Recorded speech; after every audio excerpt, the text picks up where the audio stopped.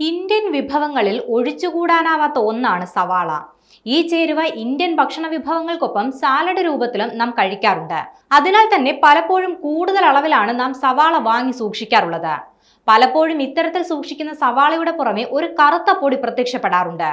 എന്താണ് ഈ കറുത്ത പൊടി? ഇത് ആരോഗ്യ പ്രശ്നങ്ങൾക്ക് കാരണമാകാറുണ്ടോ എന്നൊക്കെ പലരും ചിന്തിക്കാറുണ്ട്. ഈർപ്പമുള്ള ചുറ്റുപാടിൽ വളരുന്ന ആസ്പെർജില്ലസ് നൈഗർ എന്ന ഫംഗസ് ആണ് ഈ കറുത്ത നിറത്തിലുള്ള പൊടി. വായു സഞ്ചാരമില്ലാത്ത ഇടങ്ങളിൽ പ്ലാസ്റ്റിക് സഞ്ചികളിലെല്ലാം സൂക്ഷിക്കുന്ന സവാളകളിലാണ് ഇത് പ്രത്യക്ഷപ്പെടാറുള്ളത്.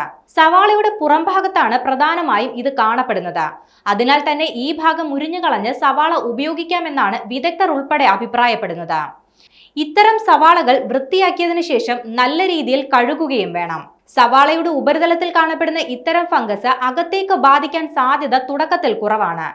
എന്നാൽ പ്രതിരോധശക്തി കുറവുള്ള, ശ്വാസകോശ സംബന്ധമായ അസുഖമുള്ള, ആസ്മയുള്ള ആരും തന്നെ ഇത്തരം സവാള ഉപയോഗിക്കാതെ ഇരിക്കുന്നതാണ് ഉത്തമം. ഫംഗസ് കാണപ്പെടുന്നതിനോടൊപ്പം തന്നെ സവാള ചീയുകയും ദുർഗന്ധം വരികയും ചെയ്യുന്നുണ്ടെങ്കിൽ അത്തരം സവാളകൾ അപ്പാടെ കളയുന്നതാണ് നല്ലത്. ഇത്തരത്തിലുള്ള ഫംഗസ് ബാധ തടയുന്നതിനായി സവാള പ്ലാസ്റ്റിക് ബാഗുകളിൽ സൂക്ഷിക്കാതെ ഇരിക്കുക. കാർഡ്ബോർഡ് പെട്ടികളിലും പ്ലാസ്റ്റിക് ബോക്സുകളിലും അടച്ചു സൂക്ഷിക്കാതിരിക്കുക.